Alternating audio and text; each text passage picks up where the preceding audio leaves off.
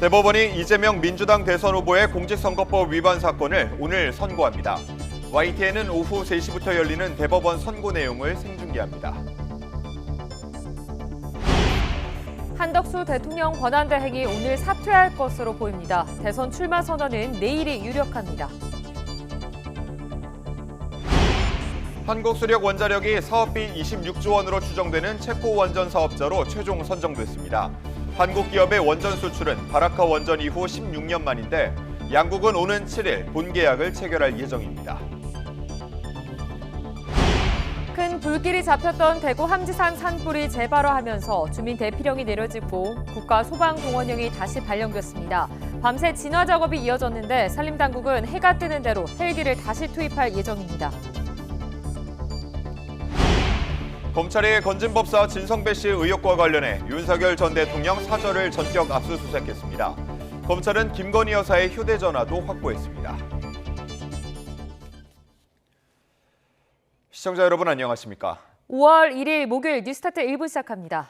큰 불길이 잡혔던 대구 함지산 산불이 재발화하면서 밤샘 진화 작업이 이어졌습니다. 산림당국은 해가 뜨는 대로 헬기를 다시 투입할 예정입니다. 취재기자 연결해서 자세히 알아보겠습니다. 이종원 기자, 밤사이에도 불길이 잡혔다는 소식은 들어오지 않은 거죠? 네, 그렇습니다. 어제 해가 진 뒤 현장에 투입됐던 헬기가 모두 철수했는데요. 이 때문에 밤사이엔 지상에서 불이 확산하지 않도록 막는 작업이 중점적으로 이뤄졌습니다. 산림당국과 소방, 지자체 인력 660여 명이 투입돼 방화선을 구축하고 잔불을 정리하는 데 초점이 맞춰졌습니다. 당국은 해가 뜨는 대로 헬기를 다시 투입해 주간 진화 작업을 이어갈 방침입니다. 또 대구 지역에도 오늘 오후 비가 내릴 것으로 예보된 상태라 불길을 잡는 단비가 될지 주목됩니다. 앞서 사흘 전 발생한 함지산 산불은 23시간 만에 꺼졌다가 6시간 만에 재발화했습니다. 산림당국은 헬기 40여 대를 동원해 진화에 나섰지만 건조한 날씨에 돌풍까지 불어 불길은 쉽게 잡히지 않았습니다. 소방청도 국가 소방동원령을 내리고 인근 시도 인력과 장비를 대구로 모았습니다. 주불 진화 당시 260헥타르였던 산불 영향 구역은 295헥타르로 늘었고 어젯밤 기준으로 화선 1.1km가 꺼지지 않은 상태입니다. 특히 아파트와 주택 등이 밀집한 지역으로 연기가 퍼지면서 주민 수백 명은 다시 대피소로 이동해 뜬 눈으로 밤을 지새웠습니다. 근처에 있는 학교 두 곳엔 오늘 임시 휴교령이 내려졌고 사립유치원 두 곳도 휴원합니다. 다만 이번 산불로 현재까지 확인된 인명피해는 없는 상태입니다. 지금까지 사회부에서 YTN 이종원입니다.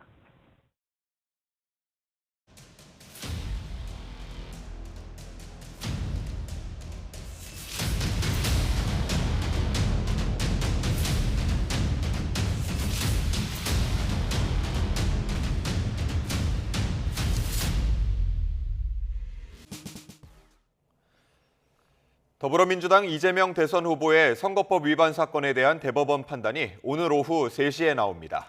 네, 사실상 이 후보의 정치적인 운명이 걸려있는 만큼 관심이 집중되고 있습니다. 김영수 기자가 보도합니다. 민주당 이재명 대선 후보 선거법 위반 사건 항소심 선고는 지난 3월 26일 나왔습니다. 2심 재판부가 무죄를 선고하자 검찰은 다음 날 곧바로 상고했고 상고 이유서도 법에 정해진 기한보다 열흘 정도 빨리 냈습니다. 검찰 입장에선 유력한 대선 후보 사건인 만큼 속도를 냈던 것으로 볼 수 있는데 대법원 역시 이례적으로 빨랐습니다. 대법원은 사건을 소부에 배당하자마자 전원 합의체로 회부했고 첫 합의기일도 같은 날 열어 중앙선관위원장을 겸직하고 있는 노태학 대법관의 회피 신청을 인용했습니다. 두 번째 합의기일도 이틀 뒤에 잡혔습니다. 조희대 대법원장이 전체 대법관들의 의견을 듣고 전원 합의체 회부를 결정한 걸로 파악됐는데 심리 속도에도 의중이 반영됐다는 분석이 나옵니다. 이에 따라 이 후보 선거법 위반 사건은 대법원 전원 합의체 회부된 지 9일 만이자 항소심 무죄 선고 36일 만에 상고심 결과가 나오게 됐습니다.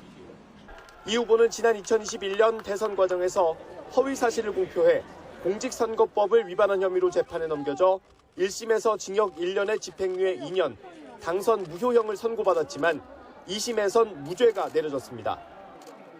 대법원은 조 대법원장을 포함해 12명 대법관의 과반 의견으로 선고를 내리게 됩니다. 대법원 판단에 따라 민주당 이재명 후보의 정치적 운명이 달라질 수도 있는 만큼 오늘 오후 3시 대법원에 모든 이목이 쏠릴 것으로 보입니다. YTN 김영수입니다.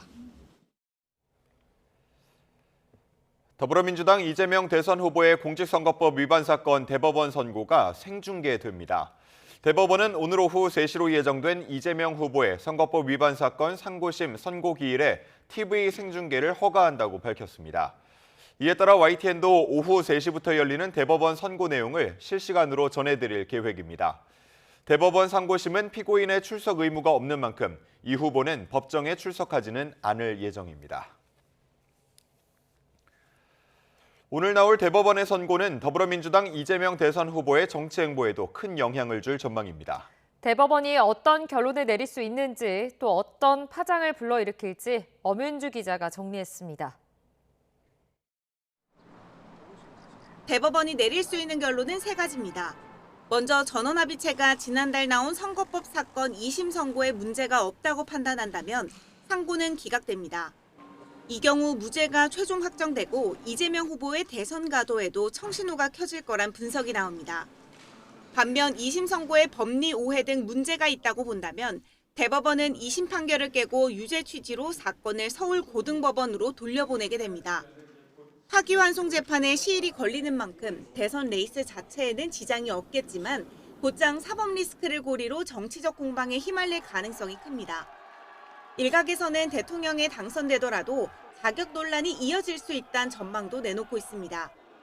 또 하나의 가능성은 파기 자판입니다. 대법원이 2심 무죄 선고를 깨고 파기환송심 없이 직접 형까지 정해 선고하는 건데 가능성이 매우 작다는 게 법조계의 중론입니다.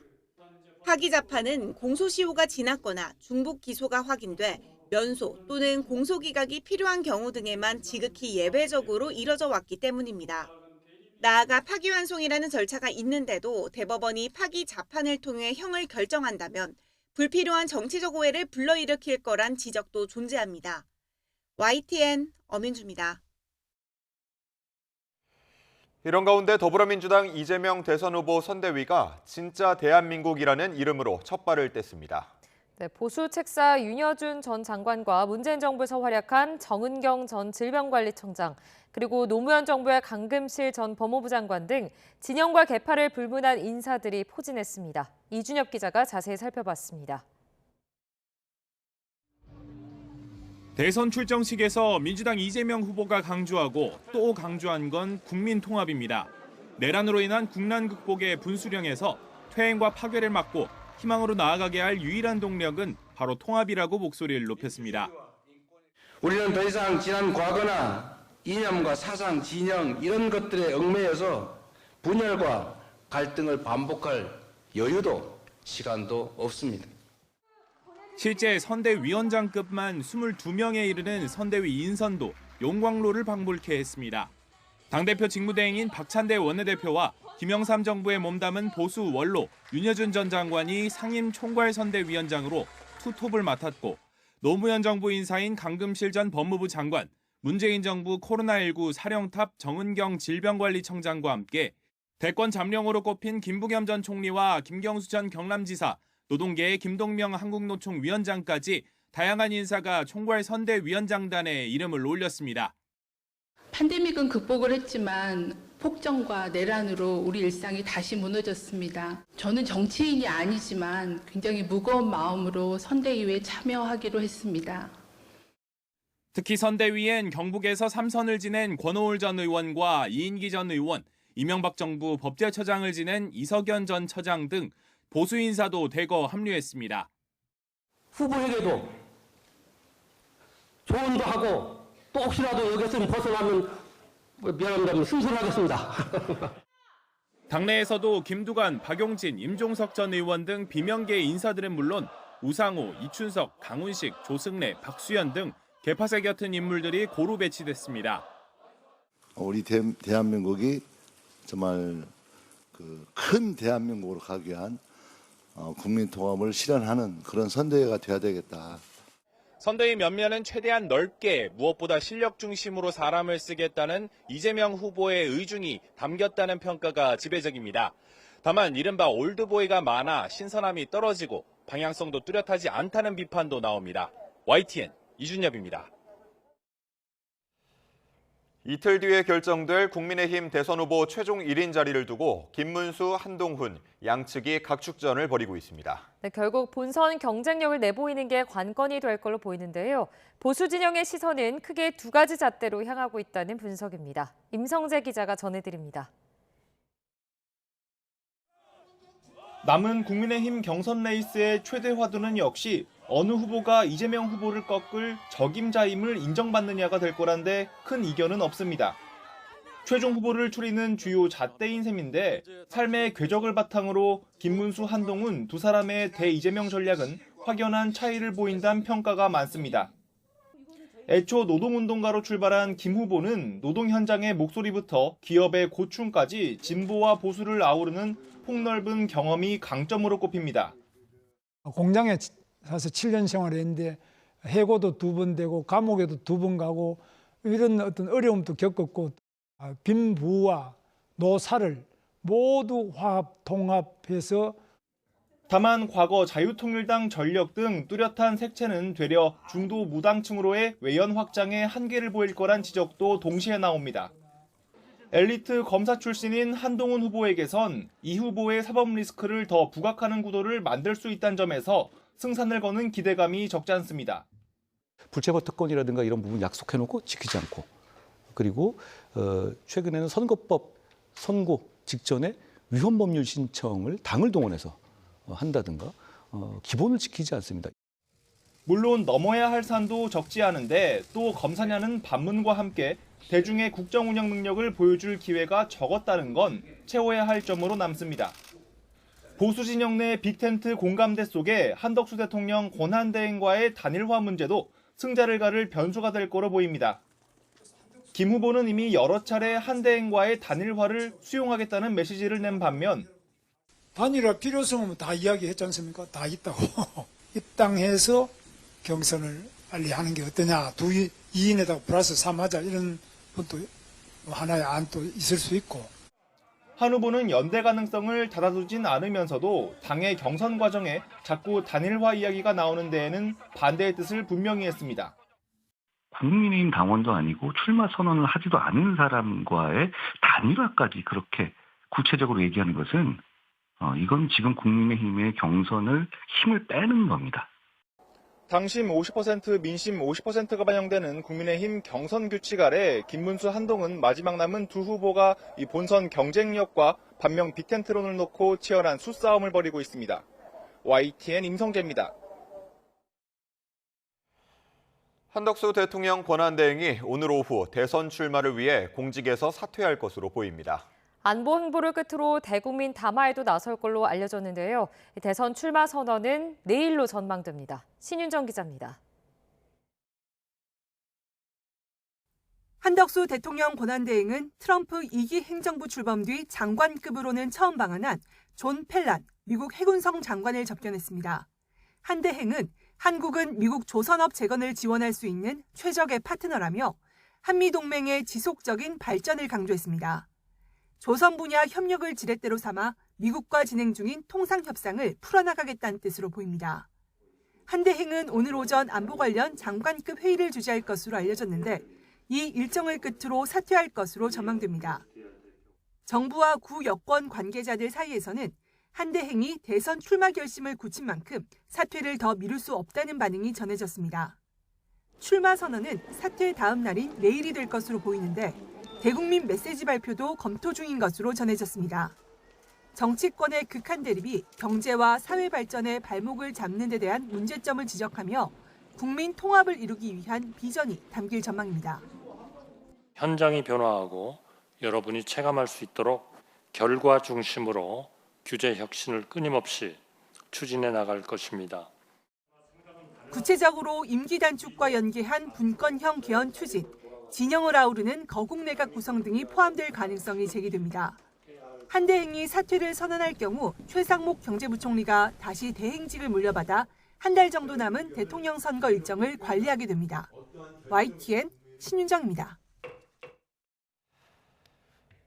대미 관세 등으로 위기에 놓인 우리 산업계에 오랜만에 희소식이 들려왔습니다. 한국수력원자력이 우리 돈 26조 2천억 원 규모의 체코 원자력 발전소 2개의 건설 사업의 최종 사업자로 선정됐습니다. 네, 오는 7일 체코 프라하에서 본 계약이 체결되면 바라카 원전에 이은 두 번째 한국형 원전 수출로 기록됩니다. 박기환 기자입니다. 체코 정부는 한국수력원자력을 두코바니 원전 5, 6호기의 최종 사업자로 결정했습니다. 지난해 7월 우선협상 대상자로 선정되고 9달 만입니다. 체코 정부가 투입하는 예산만 해도 우리 돈 26조 2천억 원에 달합니다.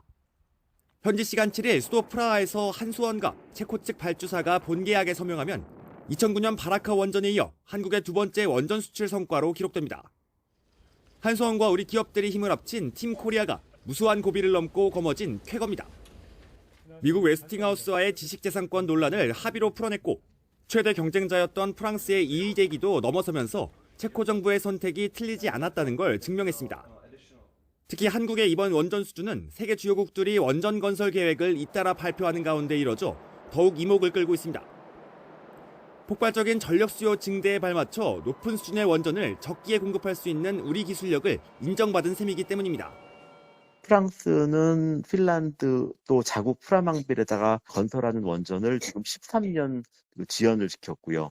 반면에 우리는 이제 UAE에서 어떤 온타임 온버짓으로 건설을 할 수 있었고 마찬가지로 이번 체코에서도 이번 계약 체결로 한수원은 체코 정부가 검토하는 테물린 원전 2기 건설이 확정되면 또다시 우선 협상 자격을 얻게 됩니다. 체코 원전 수주가 유럽을 넘어 전 세계로 우리 원전 시장을 확대하는 마중물이 될 수 있을지 주목됩니다. YTN 박견입니다. 정부가 미국 관세 관련 한미 간 기술 협의를 위해 산업부 국장급 당국자를 파견하기로 했습니다.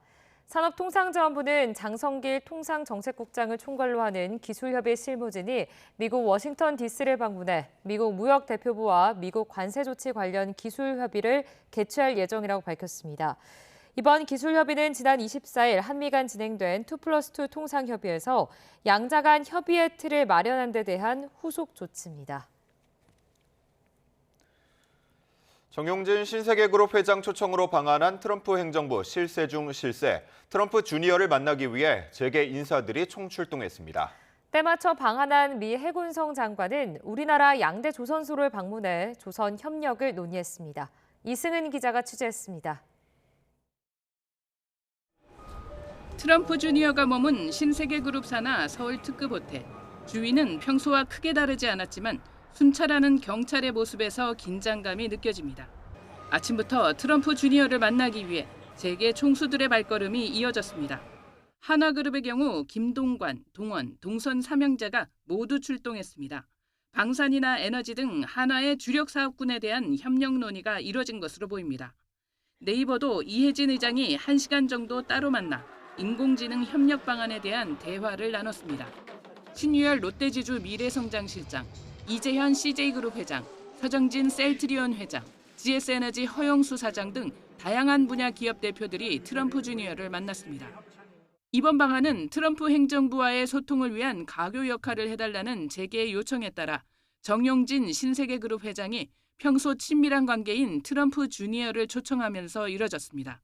트럼프 주니어는 트럼프 1기 때는 러시아와의 내통 의혹, 이른바 러시아 스캔들에 얽혀 뒷전에 있었지만 2기에서는 전면에 나서 JD 벤스 부통령 발탁 등 인선까지 좌지우지하고 있습니다. 때맞춰 방한한 존 펠란 미 해군성 장관은 HD 현대중공업과 하나오션 조선소를 방문해 미국 함정 건조와 유지보수 정비 협력 방안을 논의했습니다. 펠란 장관은 앞서 일본을 방문해 조선소를 둘러보고 일본 언론과 만나 세계 조선업계 2위인 한국, 3위인 일본과 하나가 돼 미국의 부활을 목표로 할 것이라고 말했습니다. 본격적인 통상 협의를 앞둔 우리나라가 내실 있는 협력 관계를 이끌어낼 수 있을지 관심이 모입니다. YTN 이승은입니다. 오늘의 주요 경제 일정입니다. 트럼프 대통령발 관세 충격이 우리나라 수출에 영향을 미치기 시작한 가운데 오늘 4월 수출 실적이 발표됩니다. 4월 중순까지 수출은 전년보다 5% 넘게 줄었고 대미 수출은 14% 뚝 떨어진 가운데 관세 여파가 얼마나 미쳤는지 주목됩니다. 최상목 부총리가 경제관계장관 회의 겸 산업경쟁력 강화 관계장관 회의를 주재합니다. 트럼프발 통상 파고를 넘기 위한 대응 방안과 내수 침체 극복을 위한 방안이 논의됩니다. 금융위원회가 오늘 가상자산위원회 4차 회의를 엽니다. 이번 회의에서는 가상자산 시장의 가격 급변동을 막는 방안이 논의될 방침입니다. 네, 요즘 가정에서 반려견 키우시는 분들 많으시죠? 정부가 오늘부터 다음 달 30일까지 1차 반려견 등록 자진 신고 기간을 운영합니다. 반려견을 등록하지 못했거나 변경 신고를 하지 못했더라도 이 기간에 신청하면 과태료를 부과하지 않는데요. 자진 신고 기간이 끝난 뒤 등록 의무를 위반하면 100만 원 이하의 과태료가 부과됩니다. 한국부동산원이 주간 아파트 가격 동향을 발표합니다. 한 주 전인 4월 셋째 주 동향을 보면 서울 아파트 값은 전주 대비 0.08% 올라 12주 연속 상승했습니다. 또 대통령실 이전 기대감으로 세종 아파트 값이 0.23% 상승했습니다. 국가정보원은 북한군이 러시아에 두 차례에 걸쳐 15,000명을 파병한 가운데 사상자는 4,700명이고 이 중 600명이 사망한 것으로 파악했습니다. 국정원은 어제 국회 정보위원회 비공개 간담회에서 이같이 전한 뒤 파병 장기화로 과음과 절도를 비롯해 일탈 행위도 있었다고 보고했다며 국민의힘 이성권, 더불어민주당 김병기 의원이 밝혔습니다.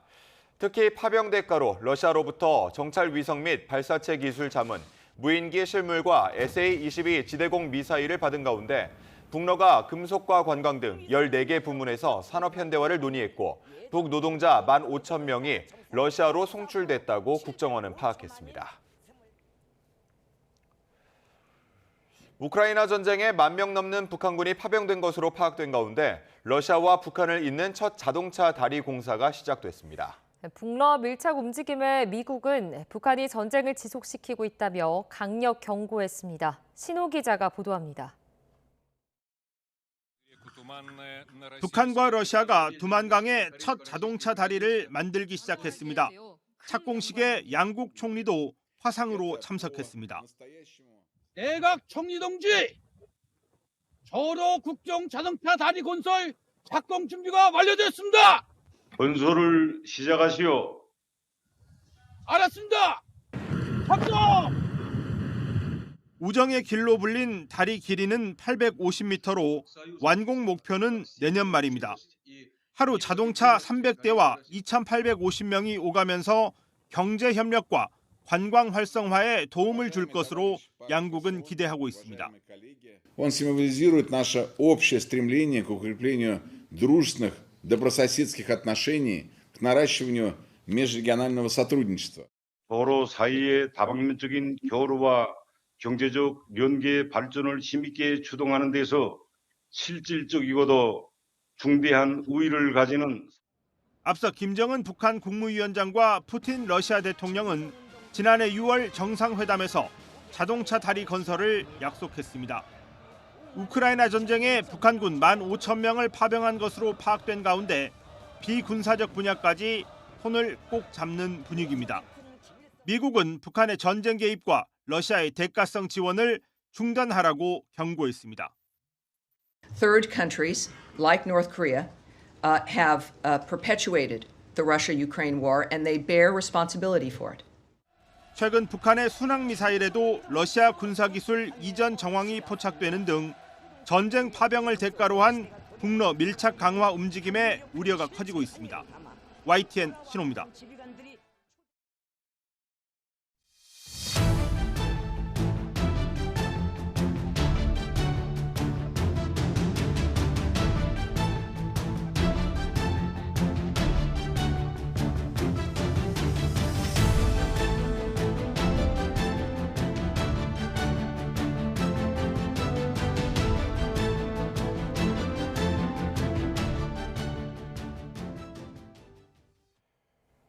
어제 국회에서 열린 SK텔레콤 사태 청문회에서는 SK텔레콤의 부실 대응과 통신사 이동 시 위약금 문제가 도마 위에 올랐습니다.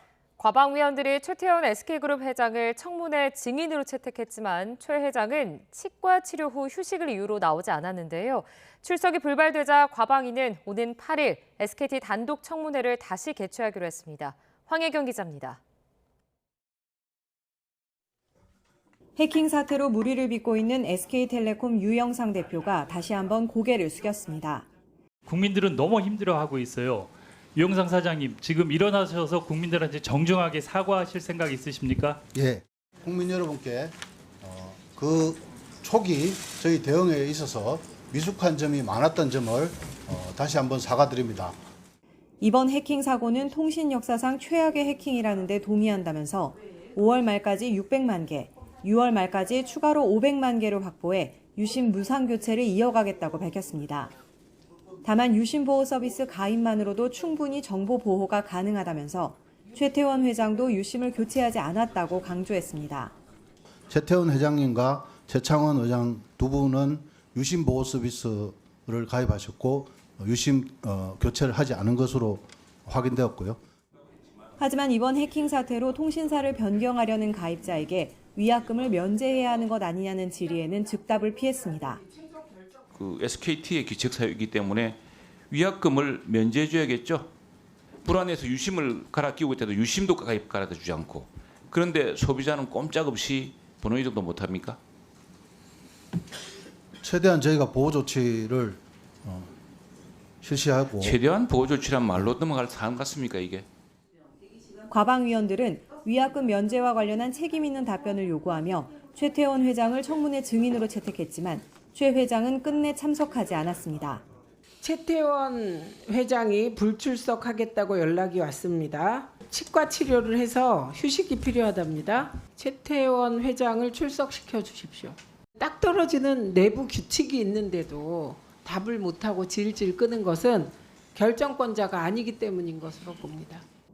국회 과방위는 오는 8일 SKT 해킹 사태 관련 단독 청문회를 열고 최태원 회장을 다시 증인으로 부르기로 했습니다. YTN 황혜경입니다. SK텔레콤 가입자의 휴대전화가 먹통이 된 뒤 계좌에서 5천만 원이 빠져나간 사건에 대해 경찰이 유심 정보 유출 사건과는 관련성이 낮다고 판단했습니다. 부산경찰청 사이버범죄수사대는 입건 전 조사를 진행한 결과 SKT 유심 정보 유출 사태와는 연관성이 낮은 것으로 확인했습니다. 경찰은 청첩장 링크가 담긴 문자를 받았다는 피해자의 진술을 토대로 스미싱 범죄 가능성을 검토하고 있습니다. 금융당국은 SKT의 유심 해킹과 관련해 현재까지 부정 인증 등 특이한 징후는 포착되지 않고 있다고 밝혔습니다. 금융위원회는 금융감독원과 금융유관기관, 금융협회와 함께 SKT 유심정보 유출 사고 관련 금융유관기관 점검회의를 열고 현재까지 특이한 징후는 없지만 향후 사고 가능성에 대비해 상시 대응 태세를 갖추기로 했습니다. 이에 따라 대응 현황 공유와 신속 연락체계 구축을 위한 비상대응 본부를 구성하고 1일 단위로 금융권 대응 현황과 특이사항을 보고하도록 했습니다.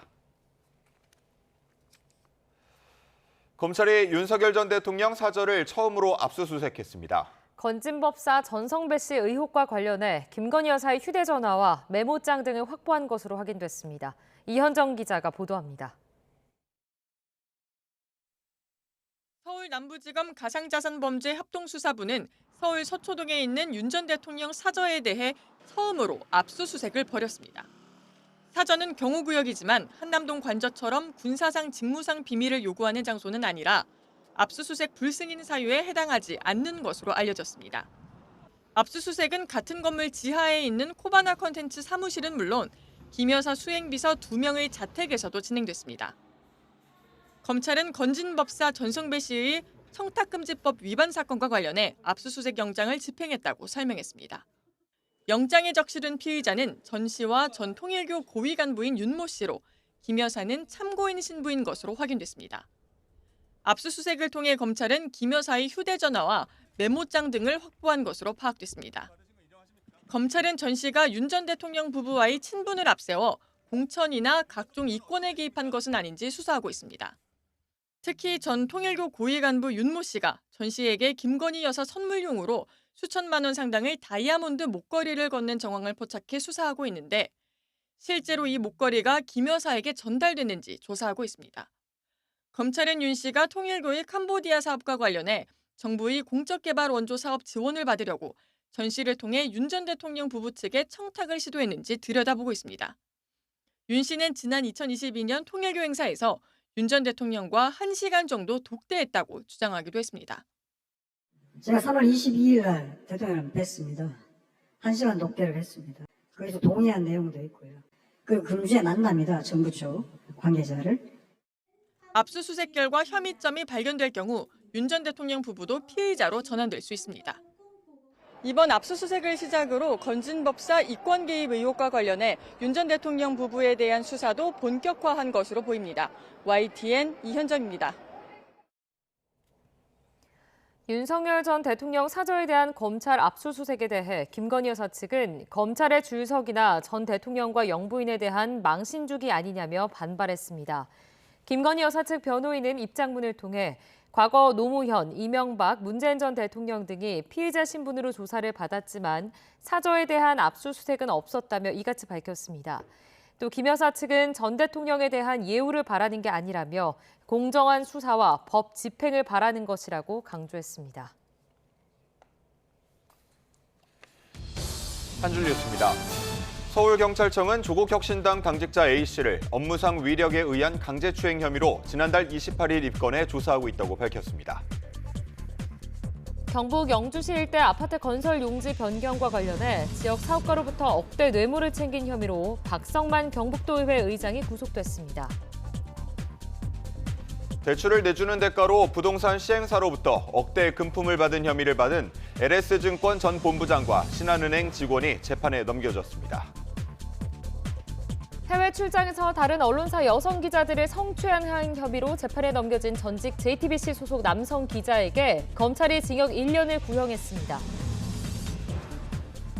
시청역 역주행 사고로 사망자 9명을 포함해 10여 명의 사상자를 낸 혐의로 기소돼 1심에서 금고형을 선고받은 60대 운전자가 항소심에서도 급발진 사고를 주장했습니다. 인천지방법원은 지난해 4월 굴삭기를 몰다가 건널목에서 보행자를 치어 숨지게 한 혐의로 재판에 넘겨진 60대 남성 A씨에게 금고 2년을 선고하고 법정 구속했습니다. 고용노동부는 지난해 산업재해로 숨진 근로자가 산재 보상 기준으로 827명 발생해 1년 전보다 15명 늘었다고 밝혔습니다. 지금까지 한 줄 뉴스였습니다.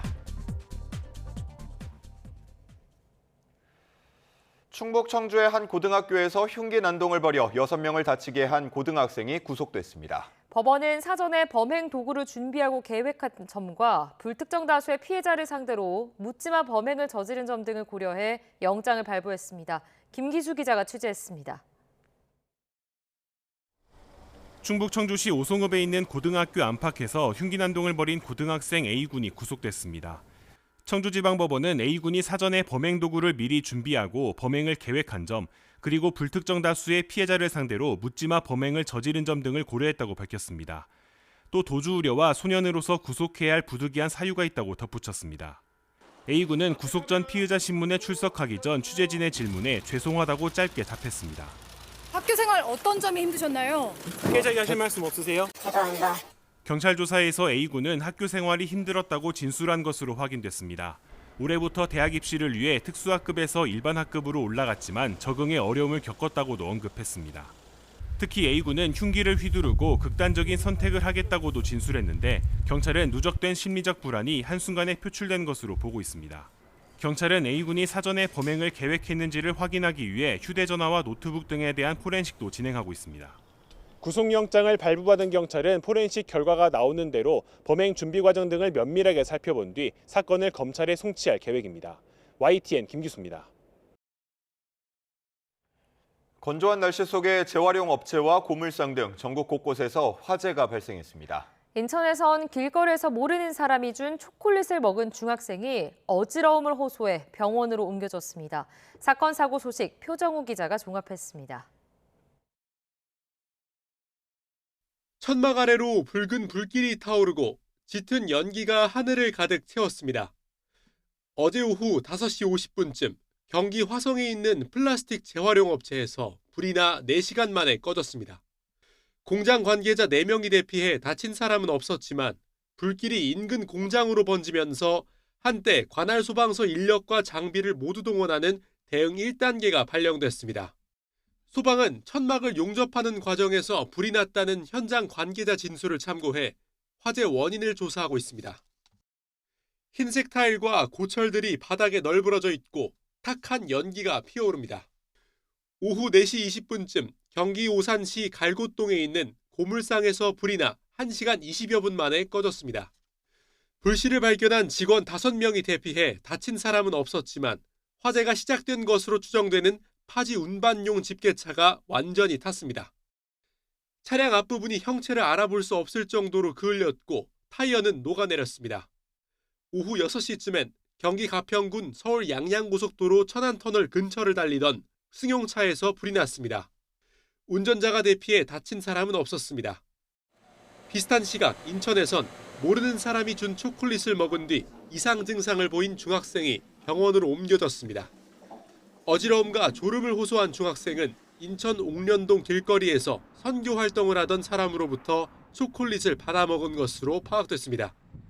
경찰은 CCTV를 분석해 초콜릿을 준 사람의 신원을 파악하고 국과수에 먹다 남은 초콜릿 성분 분석을 의뢰할 예정입니다. YTN 표정우입니다. 해외에 사무실을 차려놓고 연애를 빙자한 이른바 로맨스 스캠 사기로 120억 원을 가로챈 일당이 경찰에 붙잡혔습니다. 딥페이크 기술로 얼굴을 바꿔가며 상대를 속여 투자를 유도했습니다. 오태인 기자입니다. 영상통화 화면 속에 한 여성이 환하게 웃습니다. 반가운 듯 상대방을 향해 손까지 흔듭니다. 괜찮아? 잘 보여? 자연스러운 표정과 몸짓을 보이지만 이 여성은 실존 인물이 아닙니다. 사람 몸에 얼굴만 따로 합성한 이른바 딥페이크 기술로 만들어진 가상인물입니다. 가상인물을 바꿔가며 남성에겐 여성인 척, 여성에겐 남성인 척 접근하는 겁니다. 학벌과 혈액형, 집안 등 이력도 꾸며냈고 데이트 앱 등을 통해 접근해선 사이가 가까워지면 주식 투자 등을 유도해 돈을 가로챕니다. 처음 접근부터 마지막까지 대본까지 준비해 철저하게 사기 행각을 벌였습니다. 나이가 많으면 누나라고 하고 그렇게 하면서 좀 친분을 좀 쌓는 걸 한 15일 정도 그 정도 하는 것 같아요. 그 다음에 이제 본격적으로 이제 걔네들이 사기를 치려고 이렇게 다가오는 거죠. 가상인물이 피해자들에게 소개한 투자 사이트 역시 가짜. 실존하는 회사에 가짜 사이트와 앱을 만들고 계좌를 개설하게 해 투자금을 받았습니다. 또 얼굴을 합성해 유명 투자 전문가 행세를 했고 개인 방송까지 하며 100여 명에게 120억 원을 받아 챙겼습니다. 경제 전문가다. 여기 투자회사니까 그렇게 해서 자기가 직접 유튜브에 강의도 하고 또 그걸 보고 연락을 오는 사람들은 대화도 하고 또 전화도 해서 믿게 해서 투자금을 편취했습니다. 얼굴을 바꿔가며 피해자에게 접근했던 피의자와 투자 전문가 흉내를 냈던 피해자는 부부로 조사됐습니다. 이처럼 가상인물을 내세워 지난해 3월부터 이른바 로맨스 스캠 사기를 벌인 일당은 결국 경찰에 꼬리가 밟혔습니다. 경찰은 사기와 범죄단체 구성 혐의로 45명을 입건해 10명을 구속하고 캄보디아 현지에서 체포된 총책 부부 국내 송환을 진행하고 있습니다. YTN 오태인입니다.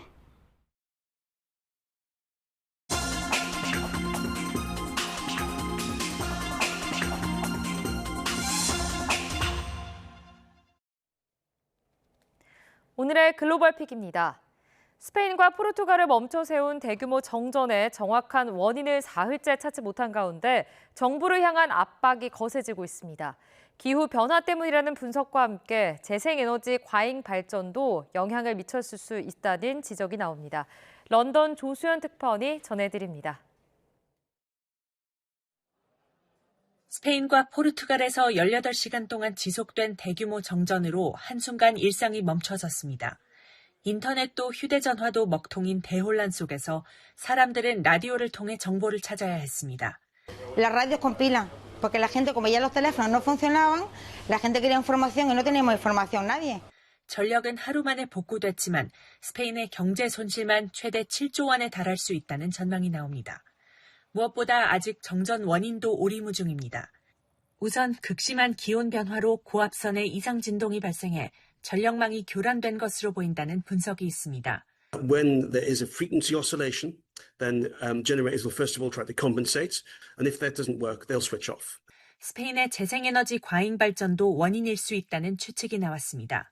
스페인은 태양광과 풍력 에너지 발전에 속도를 내왔는데 전력 인프라 투자가 뒷받침되지 않아 전력망이 불안정해졌다는 겁니다. 월스트리트 저널은 재생에너지 중심의 미래 전력망이 안고 있는 리스크를 드러낸 사건이라고 평가했습니다. 스페인 전력망 운영사인 REE 자료에 따르면 정전 발생 직전 전력 생산 비중은 태양광이 53%, 풍력 11%, 원자력과 가스는 15%를 차지했습니다. REE는 재생에너지 관련 기술들이 안정화됐다고 강조했지만 스페인 야당은 정부가 국영지분이 포함된 REE의 실책을 은폐하려 한다고 비판했습니다.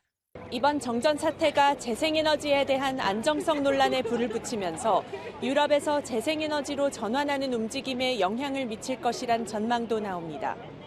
런던에서 YTN 조수연입니다. 중국에선 25명의 사상자를 낸 식당 화재 하루 만에 주거단지에서 큰 폭발 사고가 났습니다. 노동절 연휴를 앞두고 직접 철저한 사고 예방을 지시한 시진핑 주석의 말이 무색해진 셈입니다. 베이징 강정규 특파원의 보도입니다. 주거단지가 폭격을 맞은 듯 화염에 휩싸였습니다. 주차된 차량에도 불이 옮겨붙어 활활 타오릅니다. 현지 시각 오후 1시 15분쯤 중국 산시성 타이위안에 있는 아파트에서 폭발이 일어났습니다.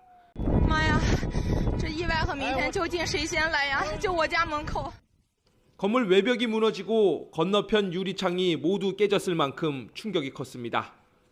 2시간 만에 큰 불은 잡았지만 주민들의 보금자리며 자가용까지 모두 타고 앙상한 뼈대만 남았습니다.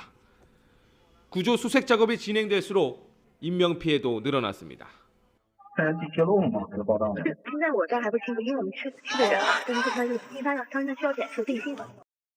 하루 전엔 랴오닝성 랴오양에 있는 작은 식당에서 큰 불이 났습니다. 낮 12시 반쯤 점심 손님이 몰린 시간이라 사상자가 속출했습니다. 22명이 불길 속에 갇혀 숨지고 3명이 다쳤습니다. 由于饭店内家具和装修材料易燃，火势迅速封闭出口，室内被困人员逃生困难。 노동절 연휴를 앞두고 시진핑 주석까지 나서 중대 사고 예방을 지시했지만 불과 하루 만에 벌어진 대형 폭발에 중국 전역이 긴장하고 있습니다. 베이징에서 YTN 강정규입니다. 이스라엘 예루살렘 부근에서 대형 산불이 발생해 주변으로 확산하고 있다고 현지 언론들이 보도했습니다. 불이 번지자 시민들은 도로에 자동차를 내버려둔 채 대피했고 일부는 짙은 연기 탓에 차에서 미처 빠져나오지 못하다가 구조되기도 했습니다. 현재까지 연기 흡입 등으로 모두 7명이 다친 것으로 알려졌습니다. 스웨덴 중부의 대학 도시의 대낮 총격으로 3명이 숨진 사건과 관련해 10대 용의자 1명이 체포됐다고 로이터 통신 등 외신이 보도했습니다. 스웨덴 경찰은 현지 시각 30일 기자회견에서 16살 용의자 1명을 살인 혐의로 체포해 범행 동기를 조사 중이라고 밝혔습니다. 체포된 용의자는 전날 오후 웁살라에 있는 한 미용실 안으로 들어가 총기를 난사했고 미용실에 있던 3명이 숨진 채 발견됐습니다. 용의자는 2시간 뒤에 자택에서 붙잡혔습니다. 태어난 지 일주일도 안 됐지만 이미 1m 80cm의 큰 키를 자랑하는 마사이 기린이 공개됐습니다. 미국 샌디에고 동물원은 현지 시각 29일 멸종위기종인 새끼 마사이 기린을 처음으로 공개했는데요. 새끼 마사이 기린은 아직 이름은 없지만 엄마 마라와 아빠 가원 사이에서 태어났습니다. 육상 포류 가운데 가장 큰 키를 자랑하는 마사이 기린은 케냐와 탄자니아 일대에서 주로 서식하며 기린 중에서도 제일 키가 커 다 자란 수컷의 키가 5.5m에 달합니다. 지금까지 글로벌픽이었습니다. 대전의 명물로 불리는 성심당이 서울 한복판에 나타났습니다. 특허받은 빵을 무료로 나눠주는 전국 빵차 투어를 시작한 건데요. 빵 4,000개가 2시간여 만에 동났습니다. 빵차가 갑자기 나타난 사연이 무엇인지 화면으로 함께 보겠습니다. 프레스센터 앞 잔디밭에 때 아닌 빵차가 등장했습니다. 사람들이 무언가를 가져가는 모습이죠. 알고 보니 대전의 명물인 성심당 빵을 무료로 나눠주고 있습니다. 4,000개 빵이 2시간여 만에 동났다고 하는데요. 이번 행사는 특허청이 성심당과 손을 잡고 전국 빵차 투어에 나선 것입니다. 발명의 날 60주년을 맞아 발명의 중요성을 알리기 위한 취지로 기획한 이벤트로 서울을 시작으로 대구, 광주, 대전까지 4차례 열립니다. 발명과 빵이 무슨 상관인가 생각하는 분들 있을 텐데요. 사실 성심당에서 개발한 튀김 소보로와 판타롱 부추빵은 각각 지난 2012년과 2013년 자체 제조 방법으로 특허를 받은 빵입니다. 일상 속 창의적인 아이디어가 명품 특허로 이어지는 과정을 알림으로써 발명과 같은 지식 재산이 결코 멀리 있는 게 아니라는 점을 전하기 위해 마련됐다고 합니다. 다만 더운 날씨에 자칫 빵이 상할 수 있기 때문에 특허받은 빵이 아닌 마들렌으로 대체했다고 하네요. 특허청의 이야기 직접 들어보겠습니다. 발명의 날 60주년을 맞이해서 지식 재산이 우리의 일상생활과 밀접하게 관련돼 있다는 것을 알려드리기 위해서 이런 행사를 준비하게 되었습니다. 오늘은 우산을 꼭 챙겨서 나오셔야겠습니다. 오전에 서쪽 지역을 시작으로 오후에는 전국에 비바람이 몰아치겠습니다. 벼락과 우박을 동반해서 요란하겠지만 대기의 건조함을 달래줄 단비가 되겠습니다. 예상되는 비의 양은 제주 산간과 경기 북서부에 60mm, 그 밖에 대부분 지역은 10에서 50mm 정도입니다. 산불이 이어지는 대구 경북 지역은 5에서 10mm로 양이 많진 않겠습니다.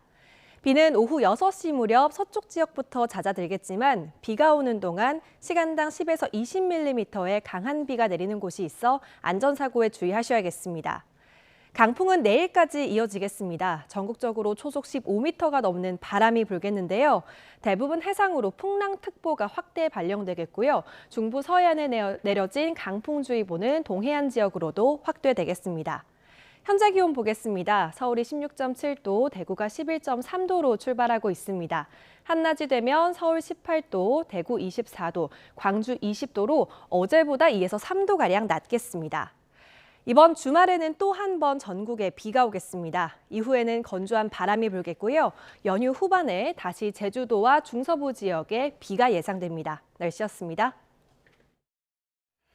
이상으로 뉴스타트 1부 마칩니다. 잠시 후 2부가 이어집니다. 함께해 주신 여러분 고맙습니다.